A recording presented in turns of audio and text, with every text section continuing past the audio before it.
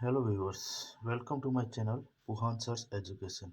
आज हम स्टैंडर्ड 8 के चैप्टर नंबर 2 जिसका नाम है linear equation in one variable.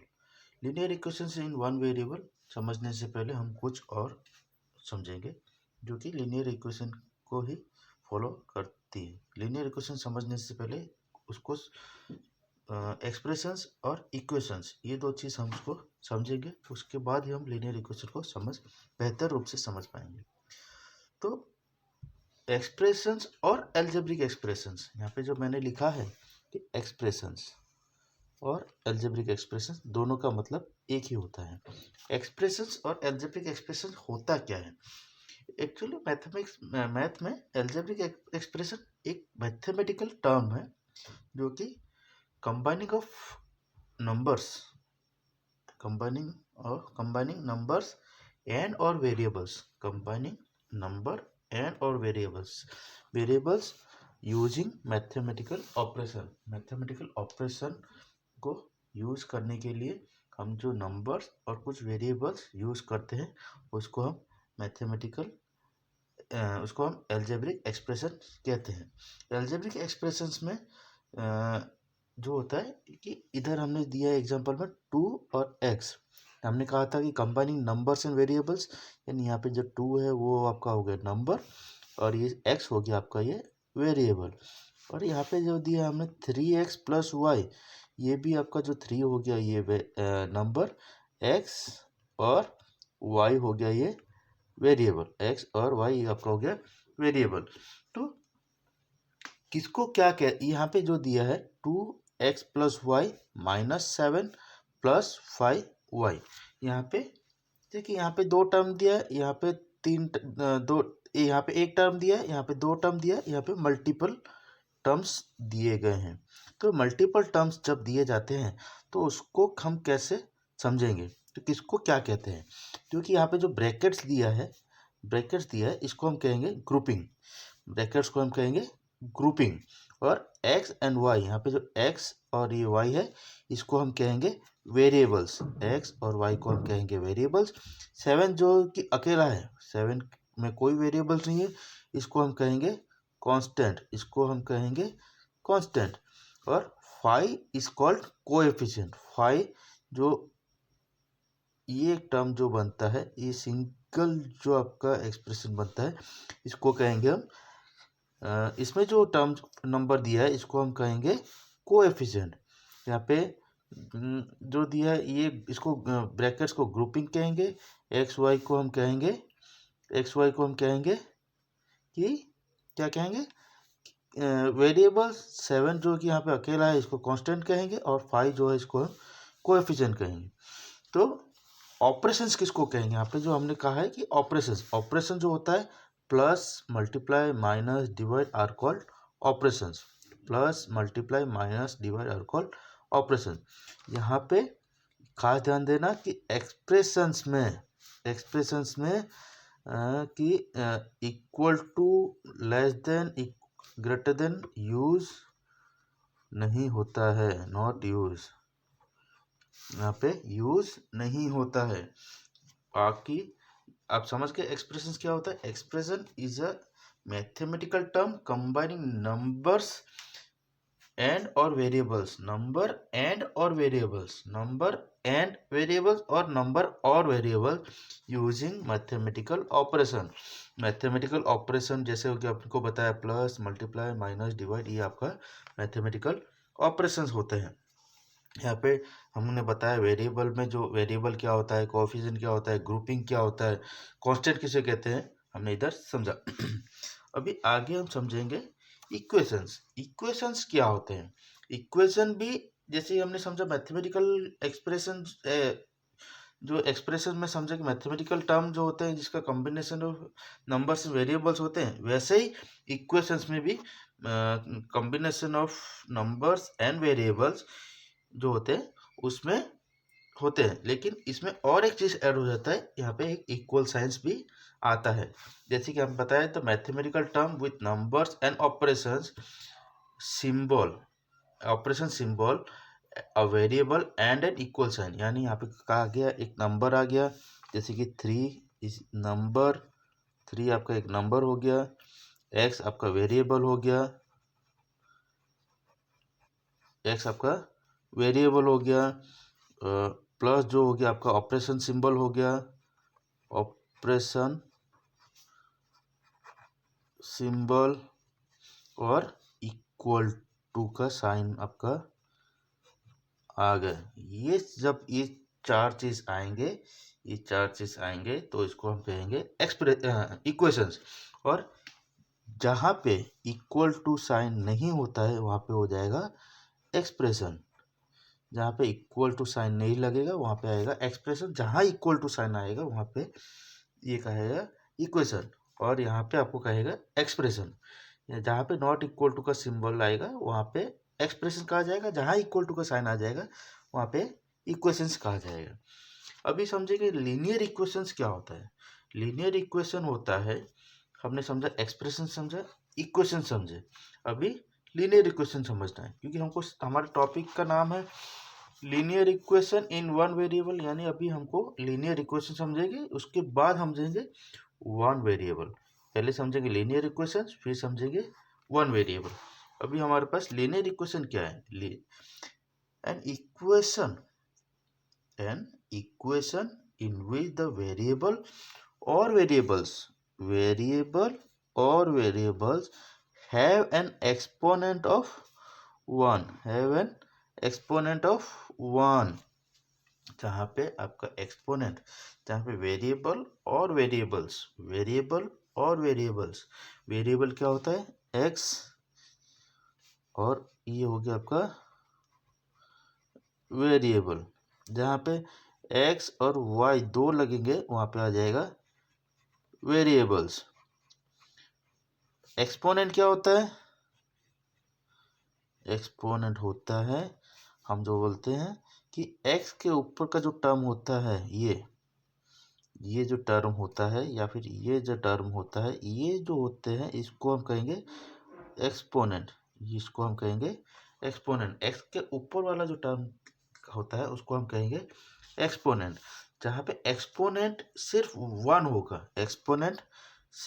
होगा, वहाँ पे नॉट इक्वल टू 2, 3 या 4 नहीं होना चाहिए, सिर्फ इक्वल टू 1 आएगा तो ही वो लीनियर इक्वेशंस कहा जाएगा। एक एग्जांपल देखते हैं कि x प्लस 3 इक्वल टू 9। यहाँ पे हमारा जो एक्सपोनेंट है 1 है, ठीक है। Same 5x plus 7y equal to 12। 5x यहाँ पे वेरिएबल्स दिए हुए हैं, यहाँ पे भी एक्सपोनेंट कुछ नहीं है यानी यहाँ पे 1 है, कुछ नहीं है यानी यहाँ पे 1 है। और दूसरा देखते हैं कि 5, चलो यहाँ पे 1 की जगह 2 ले लिए, मान लो इधर 2 है, तो ये आपका लीनियर इक्वेशंस नहीं होगा। जो स्क्वायर टर्म आ गया है तो इधर ये लीनियर इक्वेशंस पे काउंट नहीं होंगे। समझे, एक्सप्रेशन समझ गए, इक्वेशन समझे, और आपका लीनियर इक्वेशन भी समझ गए, ठीक है। अभी हम समझेंगे कि linear equation in one variable. Linear equation in one variable क्या कहना चाहता है कि it is an equation can be written in the form of ax equal to b, where a and b are real numbers, a not equal to 0। यहाँ पे अगर a का value अगर 0 रख देंगे तो नहीं गिना जाएगा। हैव एन एक्सपोनेंट ऑफ 1, यानी आपका क्या क्या ध्यान देना है कि इक्वेशन जो है, आपका जो भी इक्वेशन है वो रियल नंबर में होना चाहिए, और जो a जो है वो नॉट इक्वल टू 0 होना चाहिए, और वेरिएबल इधर 1 ही आना चाहिए, और एक्सपोनेंट 1 ही होना चाहिए। यानी वेरिएबल हमने समझा था एक ही वेरिएबल आएगा, x जो है ये आपका वेरिएबल है। यहाँ पे दो वेरिएबल जैसे कि x y नहीं होना चाहिए, ये नहीं हो, नॉट इन यूज। और इसमें 5 x plus 7y equal to 12। 5x plus 7y equal to 12 exponent जो होगा वो 1 आएगा, एक्सपोनेंट जो होगा वो 1 रहेगा। समझो 5x+3 = 7, इधर एक्सपोनेंट 1 है, इधर वेरिएबल 1 है, और यहाँ पे जो आपका a जो है वो 0 नहीं है, यहाँ पे जो a है वो 0 नहीं है।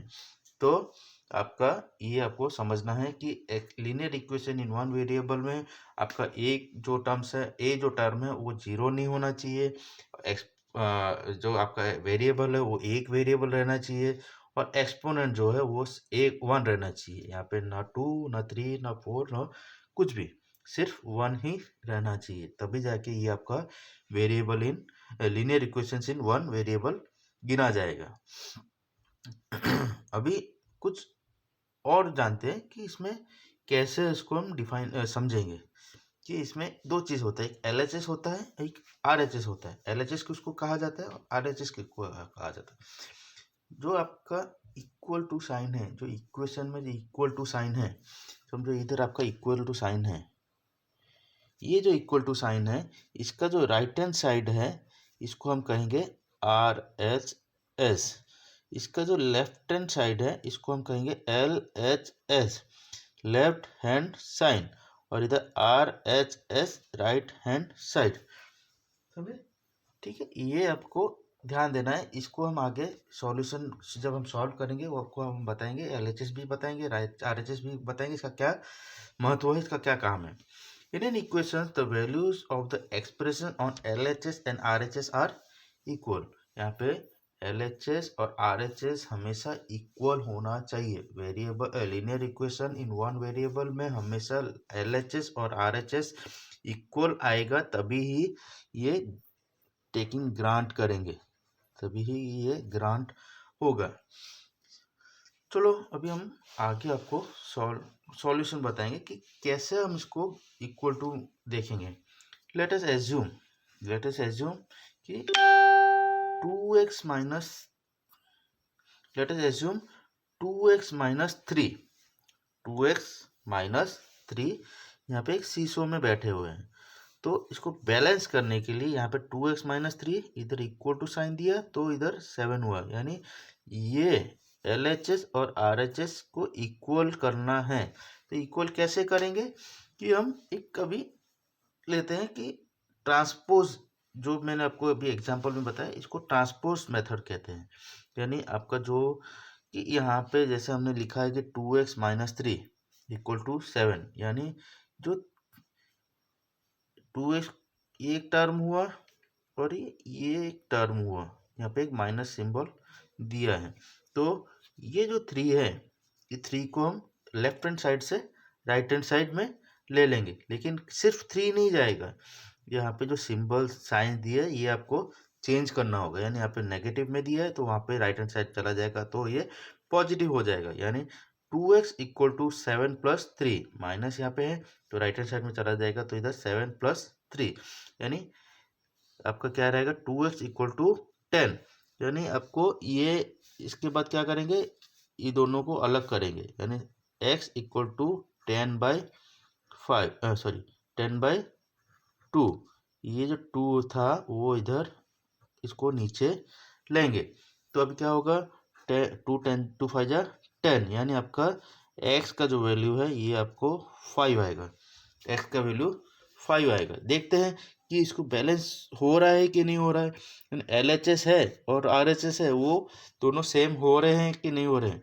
यानी जो x जो वेरिएबल है, x का वेरिएबल इधर 5 आया, तो इधर 2 × 5, यानी ये जो x है, x की जगह हम इधर 5 पुट करेंगे, इसको क्या करेंगे 5 पुट करेंगे, तो क्या होगा 2 × 5 यानी 10 हो गया, -3, ये जो -3 था इधर -3 = 7, यानी 10 - 3 = 7, यानी LHS = RHS, यानी आपका जो सीसो है, सीसो को बैलेंस टर्म में रखने के लिए इधर x की जगह हमने रख दिया 5, तो ये और ये आपका बैलेंस रहेगा, ना लेफ्ट में ऊपर जाएगा ना राइट ऊपर जाएगा, ना लेफ्ट नीचे जाएगा ना राइट नीचे जाएगा, ये आपका पूरा बैलेंस में रहेगा। ठीक है, आज के लिए इतना ही, कल हम इसका कुछ सॉल्यूशन नेक्स्ट चैप्टर में आपको कुछ सॉल्यूशंस करके बताएंगे कि कैसे हम इसको सॉल्व करेंगे। उसके बाद हम इसके जो भी एक्सरसाइज है वो एक्सरसाइज को करके हम आपको बताएंगे।